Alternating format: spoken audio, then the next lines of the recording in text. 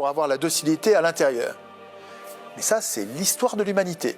Une espèce d'hystérie collective qui nous conduit à la guerre, comme on nous a conduit à la Deuxième Guerre mondiale. Avant la Deuxième Guerre mondiale, les médias des riches, l'ancêtre du Monde, le journal Le Monde, s'appelait Le Temps à l'époque. Et Le Temps, c'est des criminels ce qu'ils faisaient. Ils nous appelaient à la haine des Boches, à la haine des Allemands.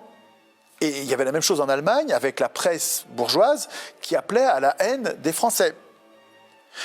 En fait, et c'était pareil avant la Première Guerre mondiale, les journaux nous jettent les uns contre les autres. Les journaux des riches nous jettent les jeunes gens.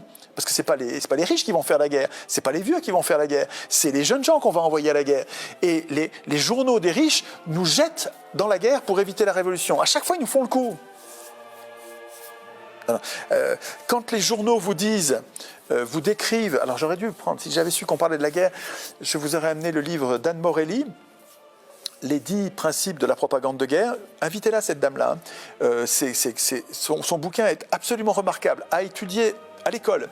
On devrait apprendre on devrait apprendre à nos enfants, en tant qu'enfants, et on devrait apprendre à nos enfants les 10 principes de propagande de guerre, pour que les enfants aient les warnings qui s'allument quand on leur dit que l'ennemi est responsable de tout, qu'il n'y a pas de raison économique, il n'y a pas d'enjeu économique, il n'y a pas du pétrole à voler, il n'y a pas de ressources.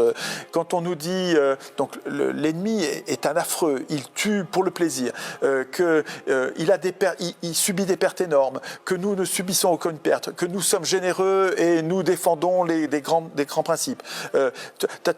Tu retrouves à chaque guerre, la guerre en Irak, la guerre contre la Libye, la guerre contre la Syrie, toutes les guerres, la guerre contre la Serbie. Nous avons bombardé Belgrade, bon sang de bonsoir. Nous, l'Europe, nous avons bombardé Belgrade. Belgrade, c'est comme Genève, c'est comme Paris. Nous avons bombardé Belgrade.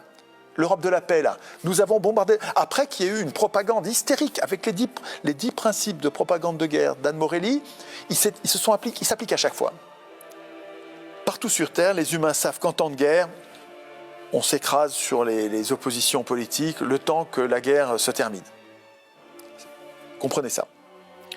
Deuxièmement, tous les tyrans du monde savent que les humains sont prêts à se taire en temps de guerre. Les tyrans savent que si on est en état de guerre, ils vont avoir la docilité des autres. Qu'est-ce que font les tyrans depuis la nuit des temps? César, il commence à dire. Qu'est-ce qu'ils font? Ils font la guerre. Ils créent la guerre pour avoir la docilité de leur population. On crée la guerre à l'extérieur pour avoir la docilité à l'intérieur. Mais ça, c'est l'histoire de l'humanité. Une espèce d'hystérie.